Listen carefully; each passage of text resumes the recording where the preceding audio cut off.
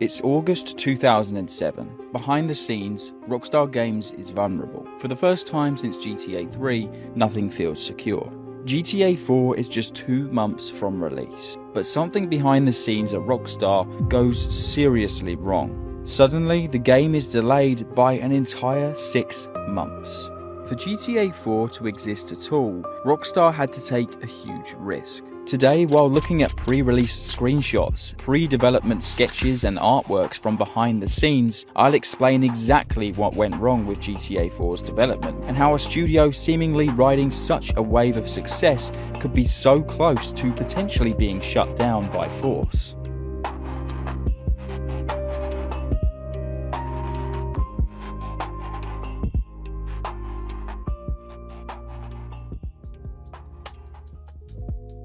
Internal discussions for GTA 4 reportedly began as early as 2003, a quiet but crucial agreement that the next GTA would move to modern hardware. But it wasn't until after San Andreas shipped in late 2004 that real pre-production began, and Rockstar knew this one would be different. From 2001 to 2004, Rockstar Games had operated at an almost industrial pace. GTA 3 in 2001, Vice City months later in 2002, Max Payne 2 and Manhunt in 2003, all while San Andreas was in full production. Then came 2004, and for the first time ever, Rockstar slowed down. This was the moment they officially committed to the Xbox 360 and PlayStation 3 era.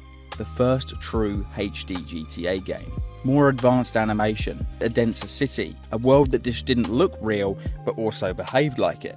And that meant abandoning everything that had carried them through the PlayStation 2 era. You see, until this point, Rockstar had built its dominance on the renderware engine. It powered GTA 3, Vice City, San Andreas, and all of the other titles you're familiar with. They understood the limits, the quirks, its shortcuts, and they knew exactly just how far they could push it. But HD consoles demanded something else entirely. So, Rockstar made the very first major gamble of the GTA 4 era. For this to work, they would need to create an entirely new engine themselves. All these years prior, unfortunately, they'd been held back by technological limitations. So Rockstar Games began to build their own in-house physics engine, the Rockstar Advanced Game Engine. Rage is still used today for things like Red Dead Redemption 2, GTA 5, and GTA 6. Knowing this would be an incredible task on its own, Rockstar actually had a trick up their sleeve. To make development easier, they needed to choose something familiar, something that was easy to access. So they chose GTA 4 to take place once again in New York, aka Liberty City. At this point, fans were a little bit stale on the idea of a GTA game returning to New York, but for Rockstar it made total sense. This was more about getting the technology right and ensuring the game worked. For Rockstar, New York City made sense. After all, Rockstar New York City was right in the heart of it. Making a new engine would only be easier if the reference for that world was right on their doorstep. And so in March 2005, the very first research trips to and inside New York City for location scouting began. Developers captured over 100,000 photos and hours of video in New York City in order to ensure they created an authentic Liberty City in this new HD engine. They took thousands of photos, studied neighborhoods and street details. And for the Scotland teams, they've reportedly looped New York City footage on an office TV constantly to keep the vibe consistent. The tone was agreed upon and set in stone. This time the team would aim for a more realistic, mature, cinematic approach compared to previous entries. But little did Rockstar know the issues that would come soon and the troubles they would face in creating GTA 4. In the words of Laszlo himself, GTA 4 was developed on the Xbox 360 dev kit. But despite this brand new Rage engine having phenomenal leaps in graphics and power, allowing for streaming of incredible open world environments, something was missing. It's at this moment, arguably the biggest single turning point in development occurred. One day, Sam Houser and the team at Rockstar saw a demo for a new physics engine. Initially proposed as a cutscene technology, and totally unsuitable for a real-time rendering in a game engine, the idea was presented that maybe this new reactive physics engine could be used cinematically in-game to simulate cutscenes and gunfights. Sam Houser had completely other ideas. What they were witnessing was the Euphoria engine. Sam immediately wanted it in GTA 4, working in real time. From this moment forward, it was either Euphoria physics was added to GTA 4 or GTA 4 development was halted. The Natural Motion team worked closely with Rockstar to integrate it into the Rage engine. The Euphoria physics engine became a core piece of gameplay for GTA 4. But technology wasn't the hardest part. While Rockstar were building a brand new engine and experimenting with physics, something was unfolding publicly that would shake the entire company. So what I'd like to show you is my new addition. Kill police officers, to attack women, and just not appropriate for children. How the controversial video game Grand Theft Auto San Andreas has a lot to tell us, unfortunately, about American culture. A recent modification to the game allowed players to watch explicit sex. Legal pressure, political controversy, and fear of real consequences. It all centered around something called hot coffee. In 2005, modders discovered unused hidden code inside of GTA San Andreas, a disabled sex minigame that had never been intended for players to access, but once unlocked, it exploded into mainstream news. The ESRB re-rated San Andreas from mature to adults only, meaning retailers pulled it from their shelves. Take-Two's stock price sharply dropped, and US senators publicly condemned the game. Video game Grand Theft Auto San Andreas to determine if the publisher intentionally deceived the Entertainment Software Ratings Board to avoid an adults-only rating. If the brand became too toxic, too risky, too politically dangerous, they could be shut down. It's around now that the map of GTA 4 was set in stone, likely the Liberty City we know and love today. But this wasn't always the case. The original ambition for the game was absolutely mind-blowing. Let's also take a look at some of the behind-the-scenes screenshots and beta footage to get an idea of how Rockstar actually planned making the game. But first, I do need to mention today's sponsor very quickly. But trust me, it's going to be worth the wait. A quick word from today's sponsor, TesterUp. TesterUp is a free app where you earn real money for testing mobile games and apps. You download it, pick a game or task, complete the milestones, and you get paid. What I like is that it's not complicated.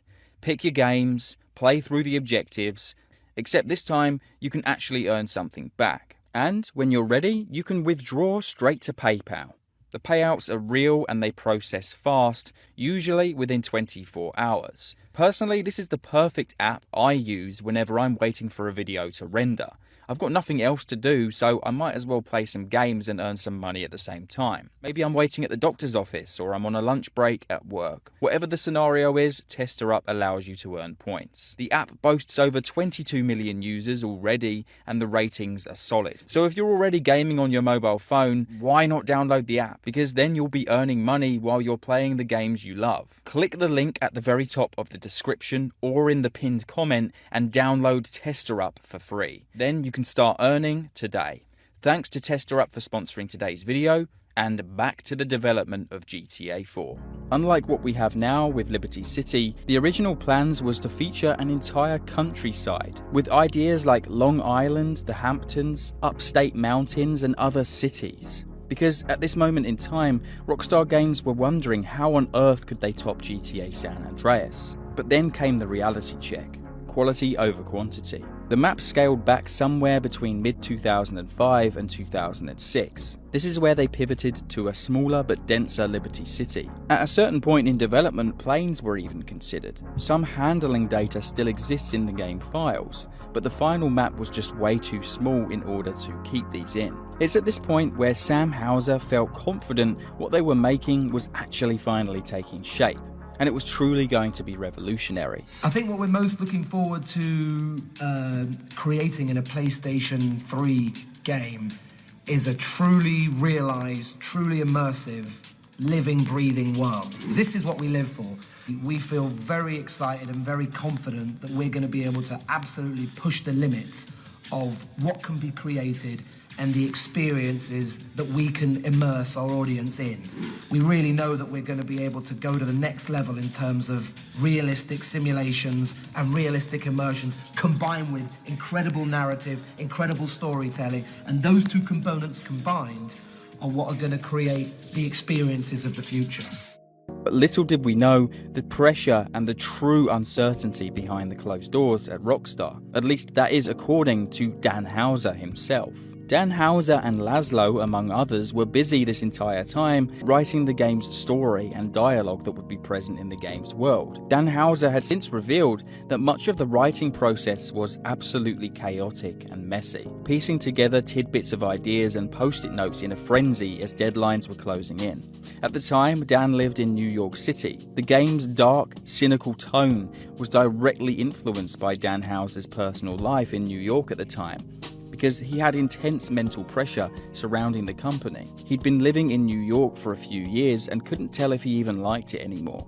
He said he felt isolated, caught up in personal drama, unsure whether he wanted to stay in America at all. Looking back later, he realized just how bleak GTA 4 turned out. He describes himself as a young, angry and unsettled man when he appeared on the Lex Friedman podcast. The hot coffee fallout had brought lawsuits, political noise, and fear whether the studio would even remain open. And it's this anxiety which bled into the project and Dan Houser's writing. Dan became obsessed with finding the parts of New York that tourists would never see. He said he rode with police, walked neighborhoods, talked to immigrants, and listened. But he was filtering all of this through a heavy emotional lens of his own. He explains how for a while ideas just drifted, pages and pages of notes, more notes, no actual work for months, thinking about it constantly but avoiding actually doing anything.